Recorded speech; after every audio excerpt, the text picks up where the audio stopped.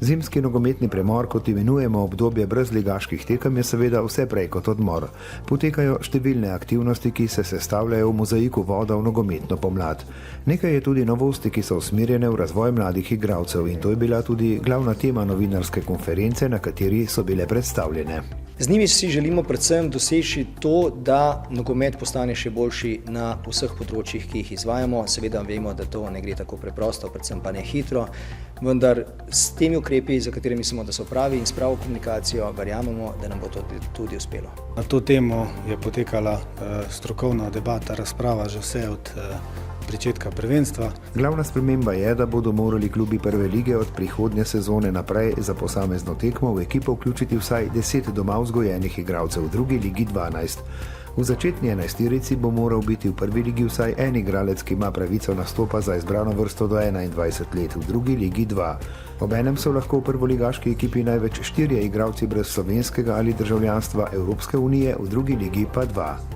Klubi bodo obenem finančno nagrajeni za vzgojo igralcev, ki so vpoklicani v reprezentančne selekcije. Klubi so glavni generatorji vseh uspehov na klubskem področju, tvorci uspehov in pa razvoja igralcev, in vedno bomo počeli vse, kolikor se le da, z roko v roko s klubi, da bomo skupaj napredovali še naprej. In vsi ti ukrepi so seveda usklajeni s klubi, verjamem pa, da včasih ima tudi kdo drugačen pogled in tudi prav je tako.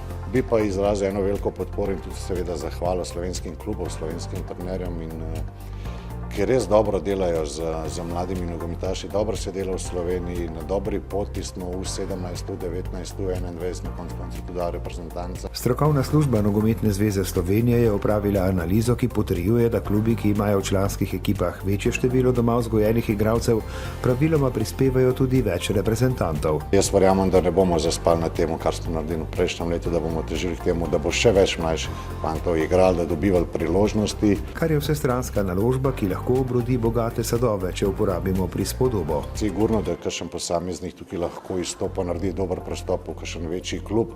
Vemo pa, da večji klubi zelo radi pogledajo na ta evropska prvenstva, mednarodne tekme, sploh pa, ki se igra z velikimi reprezentancami, in tukaj ocenijo tudi kvaliteto igralca in tudi tržno vrednost nogometaša. Nogometna zveza Slovenije je edina panožna zveza pri nas, ki vlaga tudi v infrastrukturo, ki ni v njeni lasti, in tudi na ta način pomaga klubom. Po analizah smo v zadnjih 6 letih namenimo dobrih 500 000 evrov za vložek v infrastrukturo, ki ni last Nogometne zveze.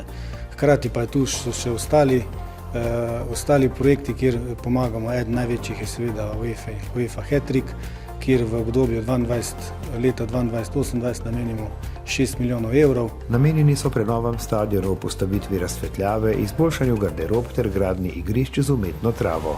Do sedaj je bilo počrpanih že skoraj 1,5 milijona evrov, medtem ko je dober 1 milijon evrov že, da rečem, razdeljen za projekte, ki se bodo zaključili v letošnjem letu. Narejeni so torej novi odločni koraki na poti nadgrajevanja dolgoročne strategije Nogometne zveze Slovenije, katere ključni poudarki so spodbujanje mladih igralcev, finančna podpora mladinskim programom ter vlaganje v infrastrukturo. Oziroma z eno besedo zagotavljanje pogojev za vsestransko krepitev slovenskega nogometa.